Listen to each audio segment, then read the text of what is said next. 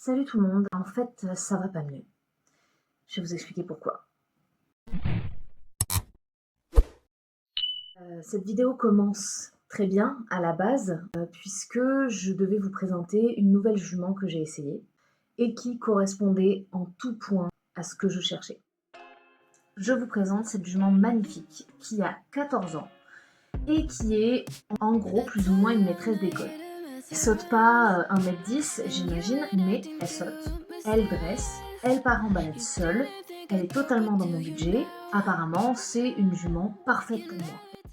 Le seul truc c'est qu'elle est à plus de 5 heures de route de chez moi.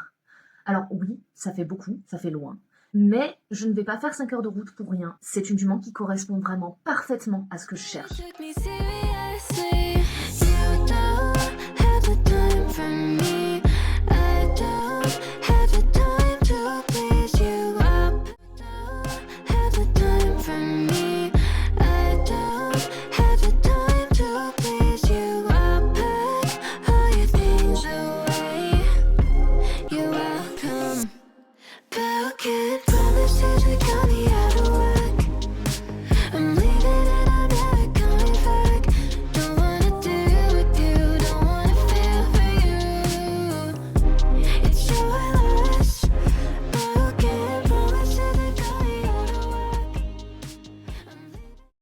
Donc comme vous avez pu le voir, l'essai s'est merveilleusement bien passé.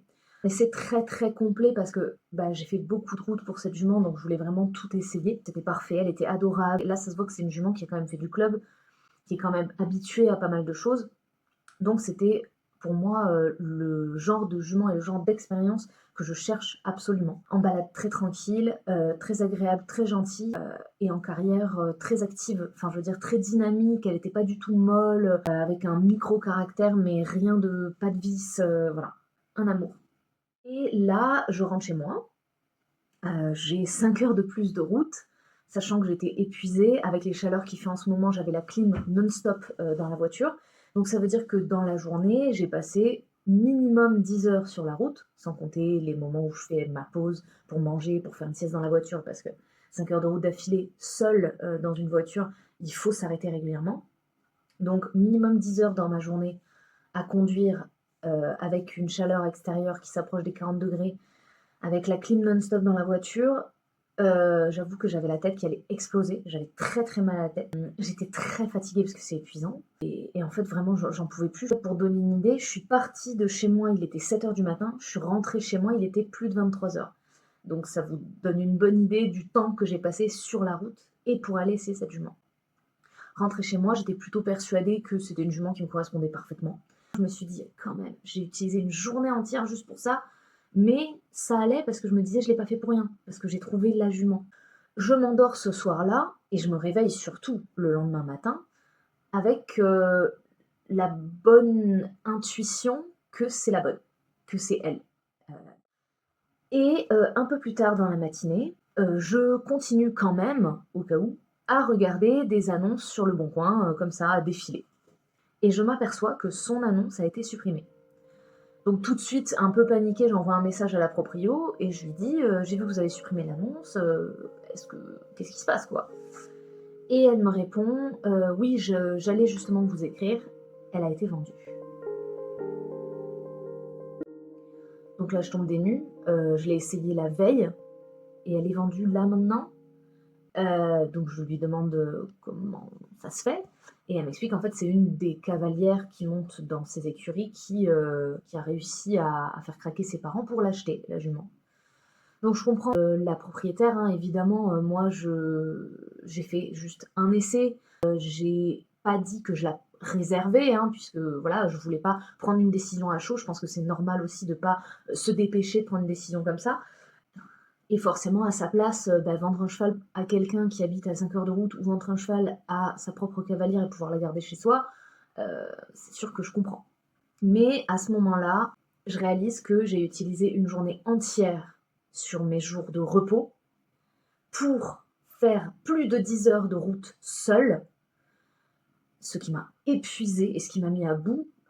Pour vous dire, aujourd'hui encore, là je tourne la vidéo, c'est 3 jours après, je suis encore crevée à cause de ça, parce que forcément j'ai mal dormi, ça m'a mis un mal de crâne atroce, j'ai l'impression que ça m'a même un peu rendue malade d'être tout le temps à la clim comme ça.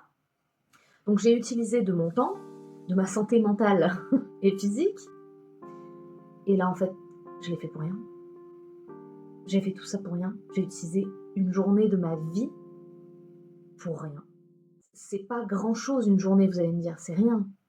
Mais c'est surtout que, jusqu'à présent, les échecs que j'ai éprouvés pendant mes essais chevaux, c'était parce que le cheval ne me correspondait pas.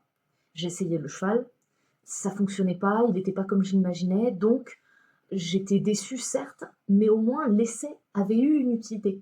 Me déplacer et essayer le cheval et rentrer chez moi avait eu un intérêt. L'intérêt, c'était que je m'étais aperçue que ce cheval n'était pas fait pour moi et donc que je le prendrais pas.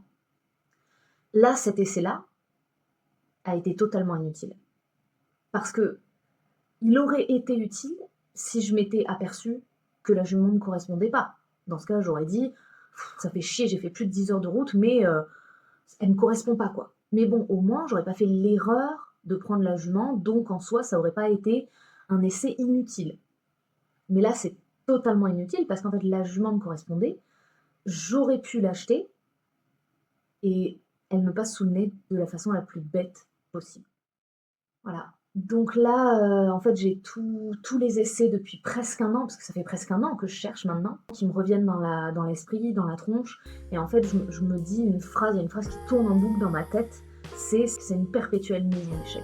Parce qu'à chaque fois que je vais essayer un cheval, à chaque fois que je prends du temps de ma vie, de mes jours de repos, sachant que voilà, en ce moment, je suis bien fatiguée, pour essayer un cheval, à chaque fois, ça mène à rien. Ça mène à j'ai toujours pas trouvé mon cheval au bout d'1 an. Et je suis fatiguée, j'ai l'impression que le cheval que je cherche n'existe pas. Je suis à bout de nerfs, donc je pleure. Je pleure pendant un petit moment quand la propriétaire m'annonce ça. Pas parce que je m'étais déjà attachée à la jument, parce qu'on peut pas s'attacher à un cheval là comme ça en l'ayant essayé une fois. Mais juste pour tout ce que je viens de vous dire, c'est-à-dire que j'ai l'impression que j'ai perdu beaucoup d'énergie et de temps. J'ai l'impression que cette recherche de cheval n'aboutira à rien. Pourquoi j'ai aussi peu de chance? Là, ma coach, qui est une merveille, me rassure, m'envoie plein d'annonces de chevaux en me disant non, mais regarde, il y a celui-là, et puis il y a celui-là, il y a celle-là, et non, t'inquiète pas, il y en a d'autres, tu vas trouver, t'en fais pas.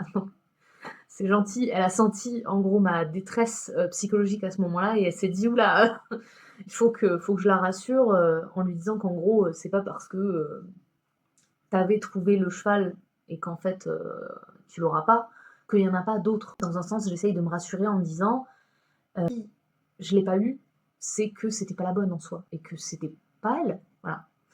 J'essaye de me rassurer en me disant ça. Tristement, c'est comme ça que se termine cette nouvelle vidéo d'essai de cheval que je vous avais promis la dernière fois. Et donc j'espère juste qu'il y en aura d'autres et que cette fois ce sera le bon quoi.